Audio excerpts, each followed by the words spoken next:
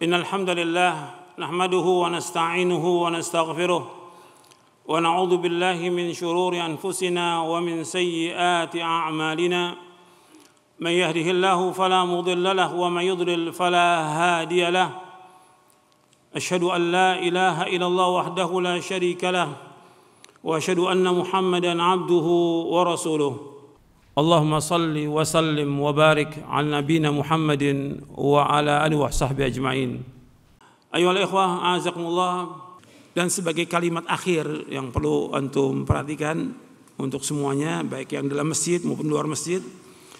Antum datang dari tempat yang jauh, ya, mesti ada manfaatnya dari kajian ini. Nanti antum catat lagi tuh, antum lihat lagi di rumah, buka bukunya dan baca sampai selesai. Kemudian yang perlu saya ingatkan kepada saya dan antum sekalian, antum berusaha setiap hari itu untuk baca. Karena kalau kita lihat teman-teman kita kurang baca, ya, bukan hanya orang awam, bahkan para ustadz juga sebagian kurang baca.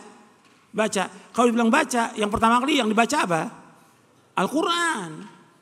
Nabi suruh baca Quran sehari berapa juz? Iqra'ul Quran fi syahr. Baca Quran, hatamkan Quran selama sebulan. Artinya maksudnya Nabi hatamkan Quran selama sebulan, berarti sehari baca berapa juz? 1. Antum baca tuh, nanti pulang dari sini baca 1 juz. Kemudian Nabi katakan lagi iqra'u fi ishrin. Bacalah selama 20 hari. Berarti 1 hari 1,5 juz. Iqra'u fi 15. Bacalah selama 15 hari. Hatamkan 15 hari. Berarti sehari 2 juz. Iqra'u fi ashrin. Bacalah selama 10 hari, berarti sehari 3 juz. Iqra'u fi sab'in wa la tazid la dzalik. Bacalah selama sepekan, jangan kurang daripada itu.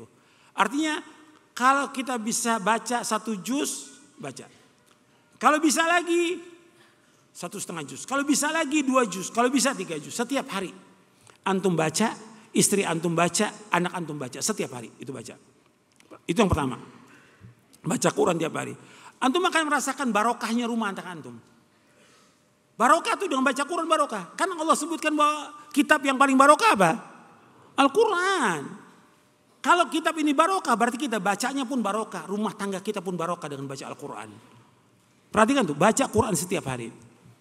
Yang kedua, jadi istri antum baca, anak antum baca, antum juga baca. Setiap hari itu, pagi baca, sore baca, malam baca.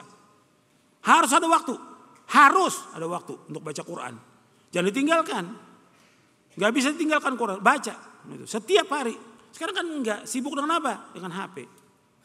Quran, tiap hari baca Al-Quran, tiap hari itu.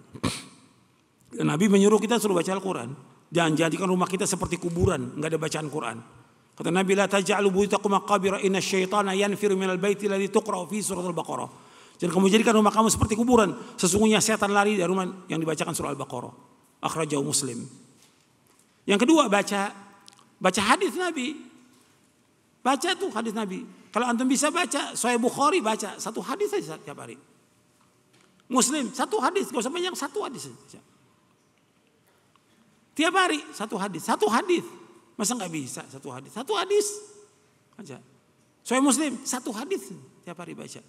Quran 1 juz atau 2 juz, hadis 1 baca. Masa nggak ada waktu? Masa nggak bisa? Semua nih. Yang orang awamnya, yang pelajarnya, yang ustadznya. Semuanya. Masa nggak bisa 1 hadis? Nggak sampai 10 menit 1 hadis. Kalau panjang bisa, tapi kalau pendek nggak sampai baca. Sekarang mulai dari mana Ustaz? Arba'in Nawawi baca dulu. Arba'in Nawawi. Mulai dari Arba'in Nawawi antum baca. Baca hadisnya, baca terjemahnya, baca syarahnya.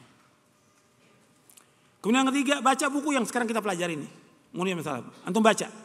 Baca syarah kitab tauhid, baca syarah akidah Ahlussunnah wal Jamaah, baca mulai masalah, baca juga menuntut ilmu jalan menuju surga. Sama satu lagi yang antum harus baca, yang antum nggak boleh tinggalkan tuh tiap hari, doa dan wirid antum baca. Tiap hari itu antum baca. Kemudian yang keempat yang saya ingatkan antum, jangan tinggalkan zikir. Zikir ba'da sholat, zikir pagi, zikir sore, zikir mau tidur. Antum jangan tinggalkan. Zikir itu benteng kita dari gangguan setan. Dan juga zikir itu menguatkan hati kita dan hubungan kita kepada Allah. Zikir itu menenangkan hati kita. Zikir itu juga menambah ganjaran dan pahala. Antum zikir, jangan tinggalkan tuh zikir. Zikir terus setiap hari. Karena Allah menyuruh kita untuk berzikir sebentar, sedikit atau banyak. Ya ayyuhalladzina amanu dzkurullaha dzikran katsira wasabbihuhu bukratan wa asila. Wahai yang beriman, berzikir kepada Allah dengan zikir yang banyak. Bertasbih kepada Allah pada pagi dan sore. Perhatikan tuh, zikir jangan tinggalkan. Kemudian yang kelima. Yang kelima, antum jaga sholat yang 5 waktu. Untuk laki-laki di masjid. Yang perempuan juga di rumah jaga sholatnya. Jangan zuhur menjelang asar. Jangan asar menjelang maghrib. Jangan maghrib pada waktunya. Kerjakan. Antum kerjakan sholat 5 waktu. Jangan lupa juga kerjakan sunnahnya. Qobliyahnya, ba'diyahnya. Orang mengerjakan qobliyah, ba'diyah selama 12 rakaat. Dijamin dengan apa? Surga. Nah saya heran tuh ikhwan-ikhwan habis sholat ke belakang. Gak tahu ngapain ke belakang tuh. Mesti kan zikir. Duduk di tempatnya. Selama dia duduk tempat itu, di tempat dia sholat. Malaikat mengatakan Allah maghfir lahu, Allah marhamu. Allah maghfir lahu, Allah marhamu. Allah maghfir lahu, ya Allah ampuni dia, rahmati dia. Baca zikir, gak lama, paling 10 menit, 15 menit. Duduk antum. Sholat sunat juga, kenapa antum gak kerjakan? Qobliyahnya kerjakan, ba'diyah kerjakan. Gak banyak waktu. Kalau kita di musola, kita mau sholatnya di rumah, gak ada masalah. Tapi kalau antum jauh, ya di masjid sholatnya. Karena memang sebaik-baik sholat seseorang itu di mana? Di rumah. Kata Nabi, afdalu sholatil mar'i fi baitihi ilal maktubah. Sebaik-baik sholat seorang di rumahnya kecuali yang wajib. Jelas tuh, ya. Antum jangan tinggalkan tuh. Antum juga jangan tinggalkan sholat malam. Bangun tengah malam, antum udah ngaji. Apalagi yang dai ustadz, jangan tinggalkan. Itu pesan tuh dari Rasulullah SAW kepada para sahabat yang masih remaja. Suruh sholat malam. Bahkan Nabi mengatakan kepada Abdullah bin Amr bin As, ya Abdullah, la takun mithla fulanin kana yaqumul laila fataraka qiyamal. Wahai Abdullah, jangan kamu seperti si fulan. Tadinya rajin sholat malam, ditinggalkan sholat malam. Sholat malam itu untuk menguatkan hati kita, iman kita, hubungan kita dengan Allah. Di saat malam kita berzikir, saat malam kita berdoa kepada Allah. Doakan diri antum, orang tua antum, istri antum, anak antum, kaum muslimin doakan. Bangun tengah malam. Orang beriman selalu bangun tengah malam. Jangan tinggalkan tuh. Selalu bangun tengah malam. Antum punya istri, punya anak, punya cucu. Antum sehat atau sakit, bangun tengah malam tetap. Minta kepada Allah. Itu kebiasaan orang-orang soleh. Banyak hadisnya. Di buku Nuntut Ilmu saya juga bawakan itu riwayatnya.